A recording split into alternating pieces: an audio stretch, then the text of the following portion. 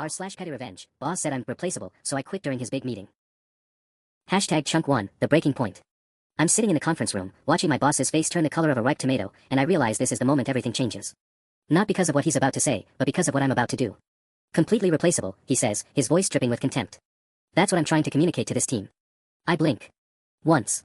Twice. My fingers, which have been resting on the desk in front of me, slowly curl into fists. Around the table, I can feel my coworkers shifting uncomfortably in their seats. Nobody wants to make eye contact with me. Nobody wants to acknowledge what they just heard. My name is Jordan Chen, I'm 26 years old, and I've worked at Apex Marketing Solutions for 3 years. 3 years of 70-hour weeks. 3 years of picking up the slack while watching my colleagues coast through their days. 3 years of rebuilding this company from the ground up after the last coordinator quit without notice, leaving everything in complete chaos. And 3 years of working for a man who apparently believes that appreciation is a 4-letter word. It's Tuesday, November 14th, 11:47 a.m. I know the exact time because I've been watching the clock, waiting for this meeting to end so I can get back to work. There's a presentation deck that needs finalizing. There are vendor confirmations that need sending. There's a client, the biggest client we've ever had the opportunity to pitch to, who needs hand-holding through the final preparations for next week's meeting. But first, I had to sit through this. I got 7 emails this morning alone asking for raises. My boss, Derek Hartwell, continues, leaning back in his chair with his hands folded behind his head. He's a man in his early 50s who still thinks he's Steve Jobs, despite the fact that our office is a converted dental clinic and our break room is technically a bathroom with a mini fridge in it. 7 people thinking they deserve more money. He's looking directly at me when he says this. Not subtly. Full eye contact, the kind that's meant to humiliate. This morning, I had sent him an email requesting a meeting to discuss my compensation package. Nothing aggressive. Nothing unreasonable. I had structured it professionally, included metrics about my contributions, and even researched comparable salaries for office coordinators in our market. I was asking for $42,000 instead of my current $38,000. Enough to cover the fact that my rent had gone up. Enough to stop living paycheck to paycheck. The email had apparently circulated through his entire mind as a personal attack on his authority. The truth is, Derek says, standing up now, clearly on a roll, anyone with a pulse and an Excel spreadsheet can do your jobs. You're all replaceable. All of you. So if you don't like what I'm paying you, there's the door. Next. He moves on, immediately launching into an update about quarterly projections, as if he hasn't just verbally karate chopped the morale of everyone in this room. My coworkers start flipping through their papers, doing that thing where they pretend to be very absorbed in their work so they don't have to process what just happened. But I'm not pretending. I'm calculating. The biggest client presentation in Apex's history is scheduled for next Tuesday. 1 week from today. We're pitching to Meridian Industries, a consumer goods company with a proposed annual contract worth just over $1 million. This contract isn't just important, it's existential. Our company has been hemorrhaging money for the past year and a half. We've had layoffs. We've had to cut the holiday party. Derek has stopped paying for lunch meetings, forcing employees to eat gas station sandwiches while discussing 6-figure campaigns. If we land Meridian Industries, we could hire more people. We could expand. We could actually become the agency Derek keeps telling clients we are. If we don't land them, I'd give us 6 months before Derek starts selling off equipment to cover payroll. And here's the thing that Derek doesn't understand, because Derek is a man who has never actually done the work his employees do. I am the only person who has access to everything that presentation needs. The client files. All organized in my cloud drive, with a password only I know. The presentation materials. Created by me, stored on my laptop, not synced to the company cloud because Derek refused to pay for premium cloud storage. The vendor contacts, caterers, AV companies, hotel event coordinators, all of the people we need to make this pitch memorable. Their information exists primarily in my email and my phone. The presentation itself was created from scratch by our design team, but I was the one who coordinated every single revision, every single approval from the client, every single detail that makes it work. I know where every asset lives. I know which version is current. I know that there are 3 files named Meridian_final, and only I can identify which one is actually, genuinely final. And most importantly, the presentation is scheduled to happen next Tuesday at 2 p.m. The client is flying in. Derek is planning to pick them up from the airport himself, which should tell you something about how important this is. Our entire team is scheduled to arrive by noon. The conference room has been booked. The catering has been ordered through a vendor who takes requests only from my email address. I'm sitting in this meeting, listening to Derek drone on about Q4 projections, and I'm realizing something crystalline and certain. I'm going to quit 5 minutes before that presentation starts. Not out of anger. Not out of spite. Not entirely, anyway. I'm going to quit because Derek Hartwell needs to learn that replaceable works both ways. He thinks he's replaceable. He thinks everyone is. But he's about to find out that some people are actually essential, and sometimes the people you dismiss are the ones holding everything together. The plan forms in my mind, fully realized, like a photograph developing in chemical solution. 1 week. 7 days. That's how long I let Derek walk around thinking he's just humiliated a devoted employee into submission. That's how long I keep showing up, keep organizing, keep preparing for the biggest presentation in company history. And then, at 1:55 p.m. on Tuesday, November 21st, I walk out the door. Hashtag chunk 2, the preparation. The rest of Tuesday passes in a blur of forced normalcy that feels like method acting. Derek finishes his meeting at 12:15 p.m., and everyone disperses back to their desks like we all didn't just witness a public execution of workplace morale. Sarah from the creative department stops by my desk around 1 p.m. with 2 cups of coffee, a peace offering, a gesture of solidarity, and we don't talk about what happened. We don't need to. Big week ahead, she says instead, setting the coffee down carefully. The biggest, I agree. By Wednesday morning, I've already started the groundwork. Not obviously. Not in any way that would raise flags if someone bothered to look at my browser history or email drafts. But carefully, methodically, the way I've learned to do everything in this job, by anticipating problems before they occur. I create a personal folder in my cloud storage. Just a small one. Innocuous. I call it Travel Plans 2024, because who's going to question that? And then, piece by piece, I start downloading the files. The Meridian Industries client folder. The presentation deck files, all 3 versions of Meridian_final, plus the backup I created 2 weeks ago because I've learned to never trust that technology won't betray you. The vendor contact spreadsheet. The email chains going back 6 months documenting every single revision and approval. It takes me 3 days of small actions, nothing suspicious, nothing that sets off any alarms. A file here. A document there. By Friday afternoon, I have everything. I don't tell anyone. Not my friends. Not my roommate. Not even Sarah, who I'm actually friends with outside of work. This is the kind of secret that gets safer the fewer people know it. The kind of secret that only works if nobody sees it coming. But the thing about making a major life decision is that it starts to creep into everything. It changes the way you exist in spaces. I catch myself being extra nice to Derek on Wednesday, bringing him a coffee he didn't ask for, asking about his weekend in a way that feels performative even to me. I'm already saying goodbye, I realize. I'm already writing the narrative of Jordan was such a dedicated employee right up until the end, and I'm not sure if that's noble or just vain. The Meridian Industries people call on Thursday to confirm final details. It's a woman named Patricia Chen, no relation, though she jokes about it, the VP of marketing for their company, and she's calling to confirm the time, the location, and the agenda for the presentation. I walk her through everything. The presentation will showcase 3 different campaign concepts we've developed, each tailored to different market segments. We'll discuss timeline and budget. We'll walk them through our process and our team's experience. By the end of the 2-hour meeting, they should understand not just what we're proposing, but why we're the right agency to execute it. I have to say, Patricia says, and there's genuine warmth in her voice, your coordinator has been absolutely exceptional to work with. Jordan has made this entire process seamless. I can hear Derek's ears practically perk up from across the office, even though he's pretending not to listen. Oh, Jordan's fantastic, he says, suddenly appearing at my desk. He puts his hand on my shoulder, and it takes everything I have not to flinch. Jordan is exactly the kind of team member every company needs. Replaceable. That's what he called me 4 days ago. Well, we're really looking forward to Tuesday, Patricia says. This is a big deal for both of us, I think. It absolutely is, Derek confirms. You're going to love what we've put together. After I hang up, Derek squeezes my shoulder once more. Great work on that, he says. This is going to go perfectly. I nod and smile and say nothing. Friday afternoon, I do something I've never done before. I call in sick on Monday. Not Tuesday, that would be too obvious, but Monday. I leave a voicemail for Derek at 6 p.m., my voice appropriately congested, explaining that I think I'm coming down with something and I want to make sure I don't spread it around the office before the big presentation. I promise I'll be back Tuesday morning, bright-eyed and ready to go. Derek calls me back within 10 minutes. He never calls back when people are actually sick. You better be better by Tuesday, he says, his tone suggesting that getting ill before the Meridian presentation is a personal betrayal. I'll be there, I promise. And I will be. Just not in the way he expects. Over the weekend, I do normal things. I meal prep for the week. I respond to emails from friends. I watch Netflix. I try very hard not to think about what I'm about to do, which is impossible, so instead I think about it constantly, obsessively, turning it over in my mind like a worry stone. On Sunday night, I write my resignation letter. I keep it professional. I don't mention Derek's comments about being replaceable. I don't mention the raise request. I don't mention anything except that I've decided to pursue other opportunities and I appreciate the experience I've gained at Apex. It's the kind of letter that sounds civilized and respectable, the kind of letter that won't burn bridges unnecessarily, even though I'm about to light this whole company on fire. I print it out Sunday night and leave it in my desk drawer at the office. I'll hand it to Derek at 1:55 p.m. on Tuesday, just before I walk out. Monday drags. I actually do have the beginnings of a cold, apparently my body decided to make my lie partially true, so I spend the day at home drinking tea and refreshing my email obsessively. Derek sends me 2 messages asking if I have the final client file ready. I confirm that I do. Everything is organized and ready to go. It's all on my laptop, which I'll bring Tuesday morning, as always. He doesn't need to know that the only files on the company cloud drive are outdated versions. He doesn't need to know that without my laptop, without me, he has literally nothing to show those clients. By Tuesday morning, I'm numb. Not with cold feet, I've made my decision and I'm at peace with it, but with the strange calm that comes before something momentous. I shower. I dress carefully in professional clothes. I drink my coffee. I look at myself in the mirror and barely recognize the person looking back. This is the day everything changes. I drive to the office at 9 a.m., my laptop bag heavy in the passenger seat, and I'm struck by the absurdity of it all. Derek is probably already there, probably already pacing, probably already rehearsing his opening remarks. Sarah is probably tweaking the design files one more time. The receptionist is probably confirming that everything is set. And nobody knows that in approximately 7 hours, this entire house of cards is going to collapse. I park in my usual spot and walk into the office building. The converted dental clinic smells exactly the same as always, like carpet cleaner and desperation, and I think, this is the last time I'll walk through this door as an employee. The thought should feel momentous. Instead, it just feels like relief. #Chunk3. The office is quieter than I expected for the most important day in Apex's history. Sarah's already at her desk, surrounded by printed mock-ups and color swatches, her eyes rimmed with the kind of tired that comes from staying up until 2 a.m. making sure everything is perfect. She looks up when I walk in, and something in her expression shifts, concern, maybe, or the ghost of the friendship we've built outside these walls. You look like hell, she says, not unkindly.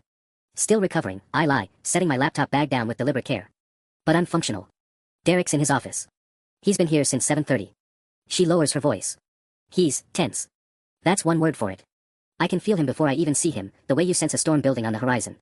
His office door is closed, but the blinds are open, and I can see him pacing behind his desk, phone pressed to his ear. His free hand gestures sharply at nothing. Whatever conversation he's having, it's not going well. I settle at my desk and open my laptop. The screen flickers to life, and I can see the desktop exactly as I left it Friday, organized, professional, nothing suspicious. The files I downloaded are safely encrypted in my cloud storage, completely inaccessible to anyone but me. I've covered my tracks better than I thought possible. The company cloud drive still contains the presentation materials Derek will need, or at least, it contains something. What it doesn't contain is the final, polished version with all my corrections and refinements. What it doesn't contain is the backup I created after Derek's last-minute changes 2 weeks ago, the one that actually makes sense, that flows logically, that doesn't contradict itself in the third slide.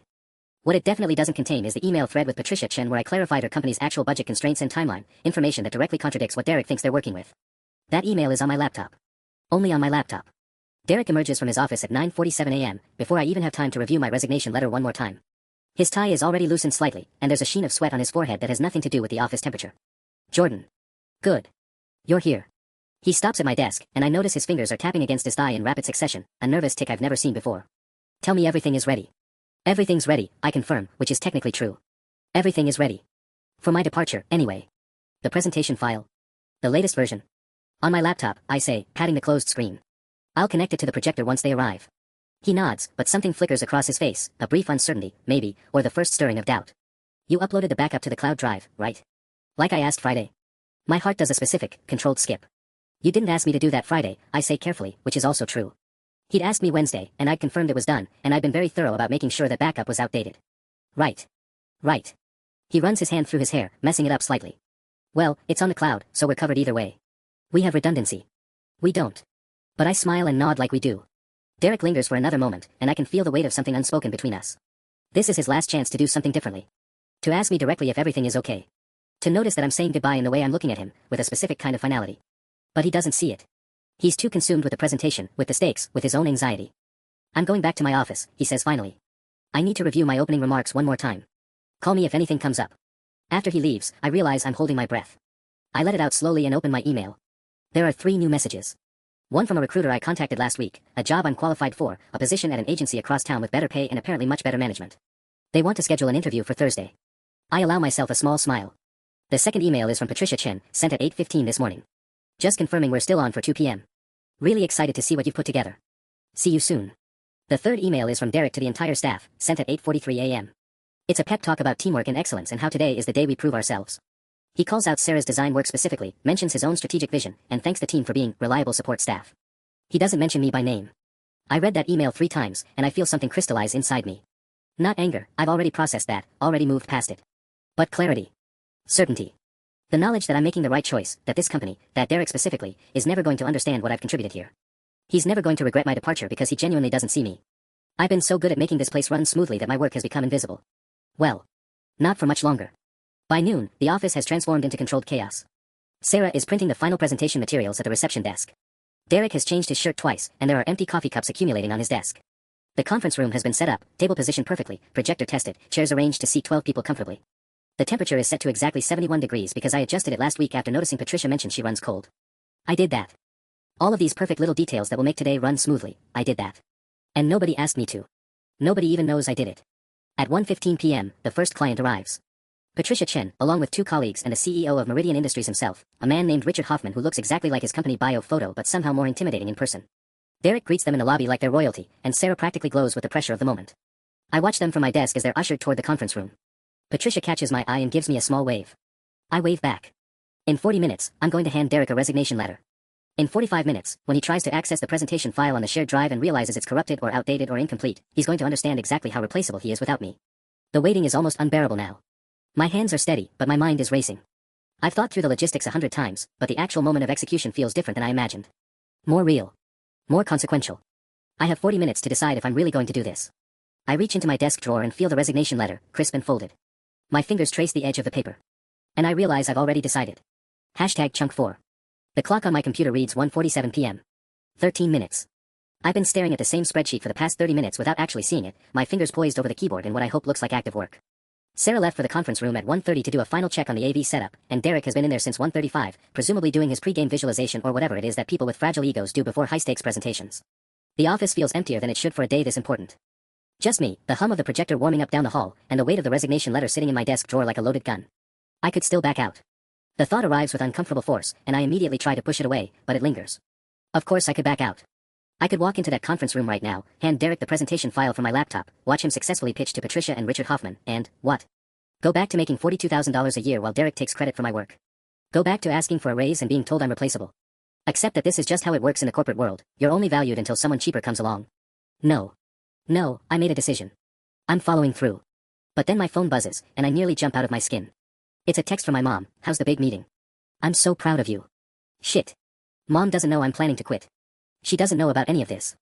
She just knows that today is important for the company, and she's been telling everyone at her book club about her kids' work at the marketing firm, like I'm some kind of rising star instead of a nearly invisible office coordinator who just got publicly humiliated last week. I stare at the text for a long moment, then pocket my phone without responding. I can't do this right now. I can't think about the disappointment in her voice when I tell her I quit without another job lined up. Well, technically I have the recruiter interest, but that's not the same as an actual offer. That's not the same as security. Another thought creeps in, what if Derek's presentation is actually good? What if he somehow manages to pull this off without the information I have locked away? What if I've miscalculated how much the company actually needs me? My chest tightens at that possibility. Because the whole point of this is to prove something, isn't it? The whole point is to make Derek understand that I'm not replaceable. But what if he manages just fine without me? What if I quit, he survives the presentation with a fumbled but ultimately successful pitch, and I look like the petty one? I close my eyes and try to center myself. This is exactly the kind of second-guessing that Derek would want me to do. He'd want me to talk myself out of this because it threatens his control. And that's reason enough to go through with it. 1:52 p.m. 8 minutes. I hear voices in the hallway, Patricia's distinctive laugh, bright and confident. Derek's laugh in response, a little too loud, a little too eager. Sarah's murmured words I can't quite make out. They sound excited. They sound like everything is going well in there, like the stage is perfectly set, like all the dominoes are lined up and ready to fall. I think about Sarah, actually. Sarah, who I've had lunch with twice in the past month. Sarah, who asked me last week if I was okay because I seemed off.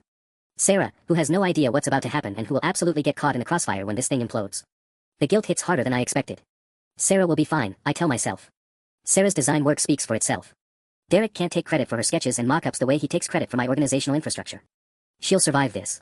She might even benefit from it if Derek gets taken down a notch. But I'm not entirely sure that's true, and the uncertainty makes me feel sick. 1:55 p.m. 5 minutes. My resignation letter suddenly feels like it's weighing 300 pounds in that desk drawer. I take it out and look at it again, reading the words I've memorized. Dear Derek. Asterisk, please accept this letter as notification of my resignation from Apex Marketing, effective immediately. I've appreciated the opportunity to contribute to the company's growth, but I've decided to pursue a new direction in my career, asterisk. I'm committed to ensuring a smooth transition of my responsibilities. Best regards. Jordan. Smooth transition. What a fucking joke. There is nothing smooth about this. There is nothing professional about it. This is deliberately, meticulously, premeditated sabotage wrapped in corporate language. I fold the letter back up, my hands shaking slightly for the first time all day. The problem is that I've built this moment so large in my head that the actual reality of it is starting to feel disproportionate. I quit on the principle that I deserve basic respect and fair compensation. That's noble. That's justified. But what I'm actually doing right now is potentially destroying a company that employs 8 people, including Sarah, including Marcus from design, including Tom from accounts who just told me last month that he and his wife are trying to have a baby and really need this job right now. I didn't think about Tom much when I was making my plan. 1:58 p.m. 2 minutes. I could still walk into that conference room and hand over the complete presentation file. Derek would deliver a good pitch, maybe not as good as it could have been, but good enough. The company would probably land the Meridian account. Things would continue exactly as they are. And I could start looking for a new job from a position of stable employment, which is infinitely better than starting from unemployment. The recruiter wants to meet Thursday. That's 3 days away. If I walk out now, I could have another job lined up before Derek even really understands what happened. I could avoid the nuclear option entirely. My phone buzzes again. A Slack message from Derek to the whole team, 5 minutes to showtime. You've all earned this moment. There's something almost cruel about that message, in its assumption that we're all equally invested, equally part of the team, equally complicit in this presentation. As if I haven't been the one coordinating literally every detail since the initial client contact 6 weeks ago. 1:59 p.m. 1 minute. I stand up from my desk and smooth down my shirt. My legs feel oddly unsteady. The resignation letter is in my hand now, I'm not sure when I took it out again, and it's crumpled slightly from my nervous grip. 1 minute until I change everything. 1 minute until I prove a point that may or may not be heard by the person it's meant for. 1 minute until I find out if I'm brave or just reckless. I walk toward the conference room. #chunk 5. The conference room door is closed, but I can see through the small window at the top. Derek stands at the head of the polished table in his navy suit, the expensive one he only wears for client meetings. Patricia and Richard Hoffman sit across from him, leaning slightly forward, engaged. Sarah's at the projector, hand poised near the remote. Everything looks perfect. Everything looks like it's going exactly according to plan. My plan doesn't exist anymore. I stop in the hallway about 15 feet from the door, my resignation letter still in my hand. The hum of the projector fills the silence, along with the faint murmur of Derek's voice explaining something about market positioning. Through the window, I can see the first slide on the screen behind him, the opening graphic I designed 3 weeks ago. Not that anyone will remember that I designed it. My heart is doing something strange and arrhythmic in my chest. I could still go in there. Slide into the empty chair next to Marcus, who's already seated in the back. Wait for a natural break in the presentation. Stand up and hand the folder to Derek with a smile that doesn't reach my eyes. The resignation letter can wait until after the meeting. Derek would probably think it was a joke at first. By the time he realized I was serious, the presentation would be nearly finished. The damage would be minimal. But that's not what this is about anymore, is it? And that's the part that's starting to terrify me. I've spent a week imagining Derek's face when he can't find the backup files. I've spent hours picturing the moment Patricia asks a detailed question about vendor contracts and Derek has to admit he doesn't have the information readily available. I've fantasized about the professional embarrassment, the awkwardness, the moment when everyone realizes he's not actually the indispensable genius he pretends to be. What I haven't really imagined is what happens after. A woman's voice drifts through the door, Patricia, laughing at something Derek said. It's a genuine laugh, warm and approving. The sound of a client who's already impressed, already leaning towards signing. I take a step back from the window. Then another. The thing about revenge, I'm realizing, is that it doesn't actually feel the way you think it will when you're planning it. In my head, this moment was supposed to feel justified. Powerful. Righteous. Instead, I feel like I'm standing on the edge of something dark and I'm about to jump without knowing how far down the bottom is. My phone buzzes again. Not my mom this time. It's the recruiter, the one who said they'd contact me with interview details by end of business. Asterisk, hi Jordan, got great feedback from the hiring manager on your resume. Can you do a quick call tomorrow afternoon? Flexible on timing. Asterisk. Tomorrow. They want to talk to me tomorrow. Which means by tomorrow, I could potentially be moving forward. By tomorrow, I could know that there's an actual safety net waiting for me on the other side of this. I read the message 3 times, then put my phone back in my pocket without responding. Because here's what I realize, standing in this hallway with my crumpled resignation letter and my carefully laid plans, I have a choice, but the choice isn't binary. It's not, go through with sabotage, or, stay and accept your current position. There's a whole range of things in between. I could walk into that room right now and hand Derek everything he needs. I could sit through the presentation and watch him succeed. And then, when it's over, when the Hoffmans are impressed and Derek is basking in the glow of a major win, I could hand him my resignation letter. I could do this with dignity instead of destruction. It would still make the point, wouldn't it? Maybe even more effectively. If I quit after a successful presentation, it's not sabotage, it's a principled exit. It's an employee walking away because they finally reached their breaking point, because they decided they deserved better. Derek can't spin that narrative. The Hoffmans can't be disappointed by my absence because they won't even know I existed. And I don't have to live with the knowledge that I potentially cost 7 other people their jobs. The thought arrives like a life raft.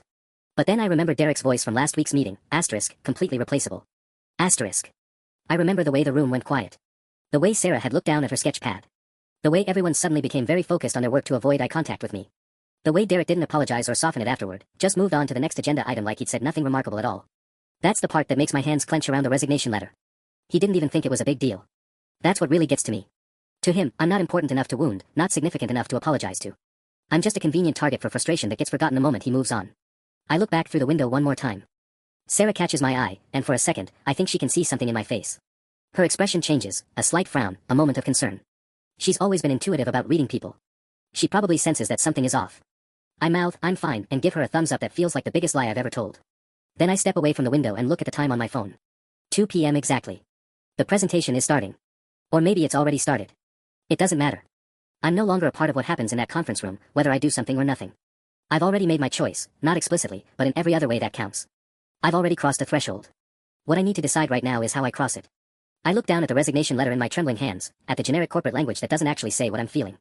It doesn't say, asterisk, I'm exhausted from being invisible. I'm tired of making your life easier while you make mine harder. I'm done pretending that loyalty means anything when you view me as interchangeable, asterisk, it just says I'm leaving.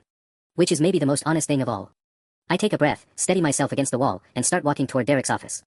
If I'm going to do this, I'm going to do it right. Hashtag chunk 6. Derek's office is exactly as I remember it from the last time I was in here, which was 2 weeks ago, when he called me in to discuss efficiency metrics and somehow made it sound like I wasn't working hard enough despite managing literally everything that keeps this company functioning. The desk is immaculate. His awards line the walls, marketing excellence, rising star in business, client choice award. All from the last 5 years. All of them built on work that I coordinated, tracked, and executed while he took the meetings and the credit. I sit in the chair across from his desk, not the one he usually gestures me toward, but the other one, the one that puts me slightly closer to his personal space. A small power move that probably doesn't matter but makes me feel marginally less powerless. I set the resignation letter on the edge of his desk, still crumpled, still trembling slightly in my hands. And then I wait. The conference room is 2 doors down the hallway. The presentation is happening. Derek is currently in the middle of explaining something about market penetration or brand positioning or whatever corporate jargon he uses to describe the work I actually did. I can't hear him from here, which is both a relief and a torture. I keep thinking about Patricia Hoffman's laugh, that warm, genuine sound that means the presentation is going well. That means my absence isn't going to matter in the way I thought it would. 5 minutes pass. Then 10. I'm still sitting in his chair, looking at his closed laptop, at the framed photo of Derek and some attractive woman at what looks like a charity gala, at his collection of expensive pens in a designer holder. Everything in this room screams success and importance. Everything is a lie. My phone buzzes. The recruiter again, probably wondering if I'm going to respond to their message. I ignore it. 15 minutes. I've been sitting here for 15 minutes, and Derek hasn't come back. The presentation is still happening. Which means it's going fine. Which means the files I didn't sabotage are accessible, the vendor contacts he somehow found are working out, and the whole thing that I've been planning for a week is turning into nothing. The realization hits me with an uncomfortable clarity. I didn't actually sabotage anything. When it came down to it, I couldn't do it. I walked away from the window, decided to quit with dignity, came to his office to resign like a professional, and now I'm just waiting. Sitting in his office like a petulant teenager sent to the principal, holding a resignation letter that I'm not even sure he'll read today. My legs are restless. I stand up and walk to his window, which looks out over the parking lot. I can see my car from here, the 2009 Honda Civic that I've been paying off slowly, that's going to need new brake pads soon, that certainly doesn't scream financial security for someone about to leave their job. What am I doing? The question arrives suddenly and with force. Not in the dramatic, cathartic way I imagined it last week, but in a real, practical, slightly panicked way. What am I actually doing? Yes, Derek was cruel. Yes, he humiliated me in front of the entire staff. Yes, he deserves to face some consequences for treating me like I'm disposable. But am I actually brave for this decision, or am I just angry? And is there actually a difference? I think about the recruiter's message. Great feedback from the hiring manager. That's hope. That's a potential next step. That's also a job I haven't actually gotten yet, contingent on an interview I haven't done, in a market where a lot of things could go wrong. I have about 4 months of savings if I'm careful. 4 months before things get actually difficult. The sound of footsteps in the hallway makes my heart jump. They pass Derek's office and continue down the corridor. Not him. It must still be going. I sit back down in his chair, his actual chair this time, sinking into the expensive leather. The resignation letter is still on the edge of his desk, and I'm suddenly aware of how small it looks. How anticlimactic it is. Just a few paragraphs of carefully worded professional language that took me an hour to write and rewrite because I wanted it to be perfect, to sting without being obvious about it. My phone buzzes again. This time it's Sarah from the office. Asterisk, hey, where'd you go? Derek's looking for you. Says he needs you to pull up the Q3 projections on the main screen, there's a technical issue with the connection. Asterisk. My stomach drops. He's looking for me. During the presentation. During the biggest moment of his career, probably, he's looking for me because something isn't working and he doesn't know how to fix it, and of course he doesn't know how to fix it because I'm the one who sets up all the technical connections for these things. This is it. This is the moment I've been imagining. The moment where his incompetence becomes visible, where he has to admit to clients that he doesn't actually know how his own presentation system works. Where everything falls apart because I'm not there. I can still go. I can still be that person.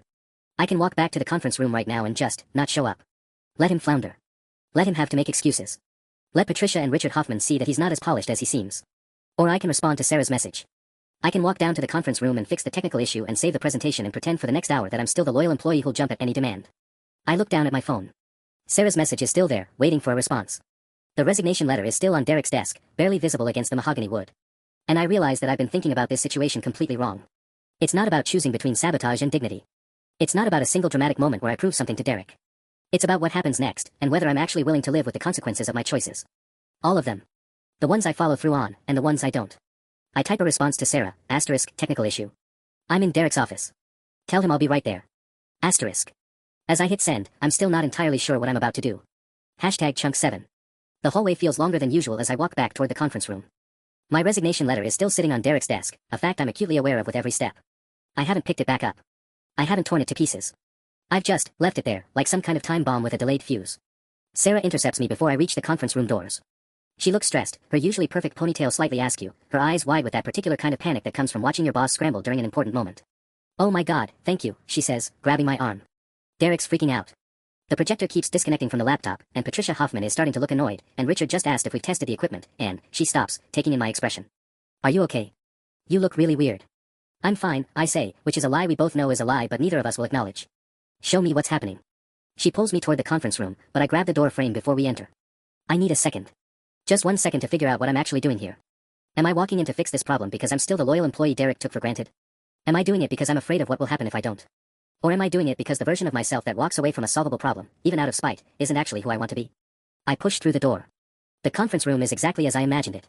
Patricia and Richard Hoffman sit on one side of the long table, both impeccably dressed, both wearing expressions that hover somewhere between professional interest and barely concealed irritation. Derek stands beside the projection screen, his suit jacket still perfectly fitted, his hair still perfectly styled, but his jaw is clenched in a way that suggests he's about 2 minutes away from an actual breakdown. There are 2 other clients here too, a man and a woman I don't recognize, probably decision-makers from Hoffman's company. 4 sets of eyes turn toward me as I enter. Derek's expression cycles through relief, frustration, and something that looks almost like shame. Finally, he says, and the word hangs in the air like an accusation. We're having some technical difficulties. Can you I've got it, I say, and I move past him to the laptop without waiting for him to finish. This is muscle memory at this point. How many times have I fixed this exact problem?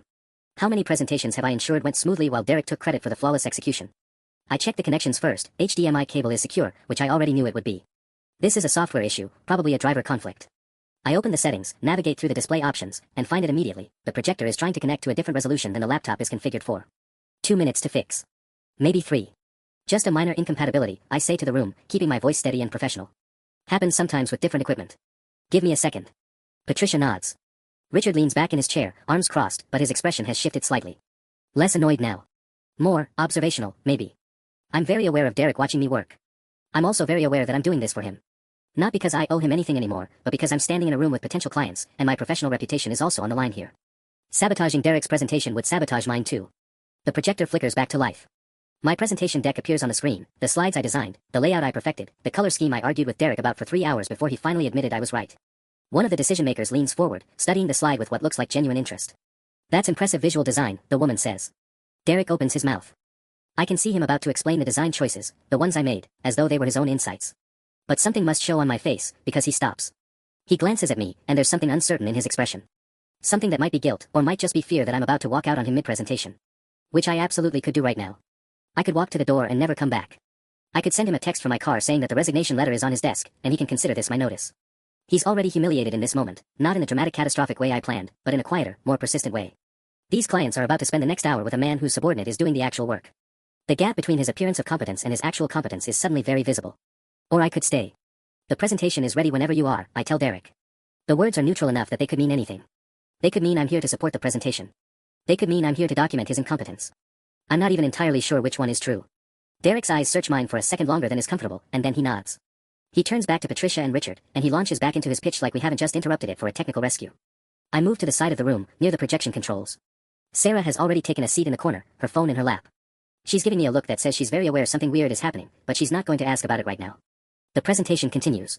Derek talks through the market analysis, the analysis I performed. He explains the campaign strategy, the strategy one helped develop. He shows the projected ROI, the projections I calculated and triple-checked. And with every slide, I'm aware of the gap between what's being presented and who actually did the work. Patricia Hoffman asks a detailed question about customer acquisition costs. Derek hesitates for just a fraction of a second, and I see him calculating whether he actually knows the answer to this or if it's just one more thing I handled that he never fully internalized. He does answer. It's correct. He must have actually paid attention at some point, or reviewed my notes more carefully than I gave him credit for. The realization is both disappointing and somehow worse than if he'd gotten it wrong. Because this means he could have been giving me credit all along. He could have been acknowledging my work, asking better questions, treating me like a collaborator instead of a tool. He chose not to. I watch Richard Hoffman's expression shift as Derek continues talking. It's becoming more engaged, more convinced. The decision-makers are taking notes. This presentation is going to be successful. Derek is going to close this account, probably, and the company will be saved, and I will have had a direct hand in that salvation while being completely invisible. My phone buzzes in my pocket. I don't check it immediately, but I know what it probably is. Sarah, texting me from across the room. The recruiter, finally getting impatient. Or maybe, and this thought arrives with an uncomfortable spike of adrenaline, maybe it's something else entirely. Derek continues his pitch, and I realize that my resignation letter is still on his desk. And I still don't know if I'm actually going back to get it. Hashtag Chunk 8, the choice. The presentation stretches on. 50 minutes in, Derek is in his element, or at least, he's performing being in his element well enough that the Hoffmans are buying it. Richard has uncrossed his arms. Patricia is smiling. One of the decision-makers just asked a follow-up question that suggests genuine interest rather than due diligence. This is going to work. Derek is going to get the account. And I'm going to let him. The realization settles over me like cold water. I came here today planning to watch this man crash and burn, to make him understand what it feels like to be invisible and undervalued and discarded. I came here to teach him a lesson. But standing in the corner of this conference room, watching him successfully pitch a campaign built on my work, I realize that I'm not actually the person who wants that anymore. Or maybe I am, but that person is smaller than I thought. Pettier. Less interesting. Derek wraps up his closing remarks. What we're proposing isn't just a marketing campaign, he says, and I notice he's stolen this line almost directly from one of my preliminary strategy documents. It's a partnership. We're invested in your success because your success reflects on us. We don't cut corners. We don't treat clients as transactions. We treat them as collaborators. The irony is so thick it's suffocating. Patricia Hoffman extends her hand. I think we have everything we need. We'll be in touch within the week. Derek's face breaks into a genuine smile, the first one I've seen from him that didn't seem performative. Richard shakes his hand too. The other decision-makers are already standing, gathering their materials. Sarah jumps up to show them out, and Derek thanks them profusely as they move toward the door. When the conference room is empty except for the two of us, Derek turns to me. He's still riding the high of what he thinks is his success, but there's something fragile underneath it now. An awareness that something shifted during this presentation, and he's not entirely sure what. Thank you for fixing that, he says. I don't know what I would have done if you hadn't. He stops, reconsidering. If you hadn't been here. I know, I say. He flinches slightly at the tone. Look, about what I said in the meeting. About you being replaceable. I was wrong to phrase it that way. I was frustrated about the raise conversation, and I shouldn't have. Have you ever actually looked at the campaign spreadsheets? I interrupt. What? The customer acquisition cost analysis. The media spend projections. The timeline.